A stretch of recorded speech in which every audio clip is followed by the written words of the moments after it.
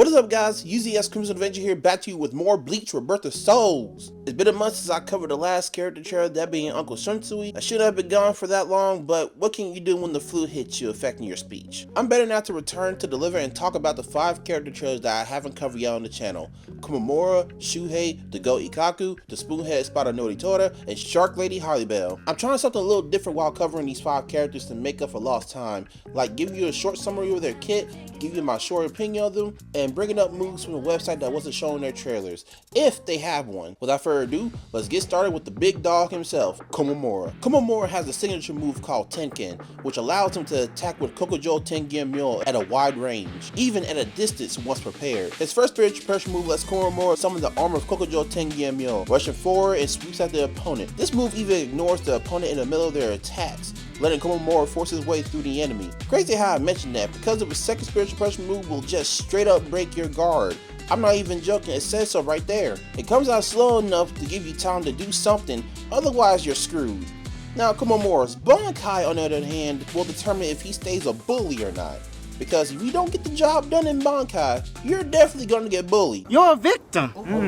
Here we go, CSI. Shuhei. Our boy is one of the only lieutenants in the game that have a gauge presented. It accumulates fear by Kompaku being destroyed or being in awakening. The gauge will give Shuhei a damage increase and change some aspects of his movesets. Like for his first spiritual pressure move, for example, Shuhei's Hado techniques will change depending on how much fear you built up. He also has another Hado technique called Arashi, and going on by the website, it states that it creates a tornado that's narrower in range, but it can be sent out further and hit more due to the fear you've built up. The second spiritual pressure move is a counter like almost majority of the cast has here.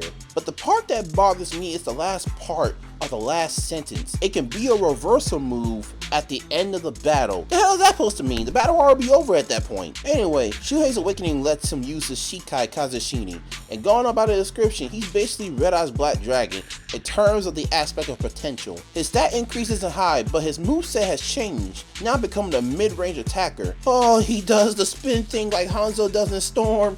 That's all I wanted for Shuhei. Ikkaku. The Goat Ikkaku is an interesting fellow in this game. He has a stance move that operates in 3 unique ways via a sweep attack, a rush attack, and a counter attack that parries. His first spiritual pressure move is an enhanced version of the signature. From this being an enhanced version, your brain is already telling you that more damage is going to be dealt to the opponent. So guess what his second spiritual pressure move does? That's right, it's another enhancement to his enhancement move, baby! Woo! Via inspiration. Crazy how when Ikkaku goes Bankai, he has a gauge that appears, making him the second lieutenant appearing in the game to have a special gauge, but it's not presented in the trailer itself for some reason. I don't know why that to be the case. Ikkaku gains the Ryomon gauge, and the more it turns red, the more damage you can dish out. Of course, this gauge builds up when you're attacking or when you're being attacked, so keep that in mind. Phew, really went through Ikkaku's section without making a Saitama joke.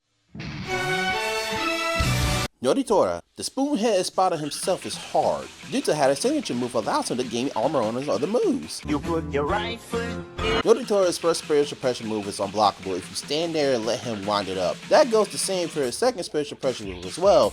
The only difference is that it follows up with a Zero, but the initial attack itself is short, so you shouldn't have to worry too much about it. You're right. So despite not giving him a stat increase, Noritora's awakening is supposed to allow him to succeed in reversals more often. That's something we'll have to test out once the game drops. Other than that, this is all we got for the Sixth Spider. Man, the Kenpachi matchup is going to be a slaughter. I can just feel it. Harleybell. Tier Harleybell is my first shark waifu, right next to Ellen Jo from Zenless Zone Zero. But we're not here for Nom Nom Shark today. We're here to witness our Shark Lady here aura form in real time thanks to her aura gauge. Harleybell can build up this gauge by continuously attacking her opponent. When it reaches over 50%, she'll definitely become a rush down monster if she wasn't already. Her first spiritual pressure move helps build the gauge up faster despite how poor the damage is. It can still keep her enemies at bay due to still being long range. It can still keep her enemies at bay due to it still being a long range attack. Love how these moves just fit for her gauge, especially since her second spiritual pressure move has her do the 3-hit combo that builds up as well. The only downside to it is that it can be blocked, so you can't just throw that move out there all willy-nilly. Harleybell's awakening into a resurrection increases her reach and attack performance to keep up her rushdown playstyle. The website brings up Harleybell's unique skill called drifting.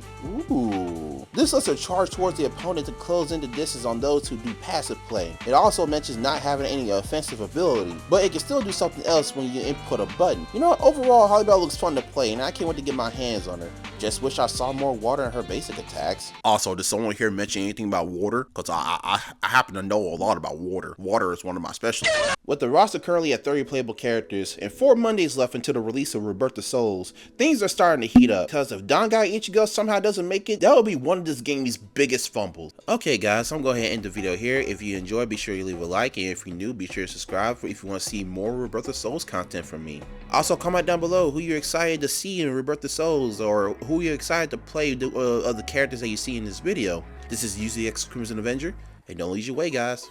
Peace.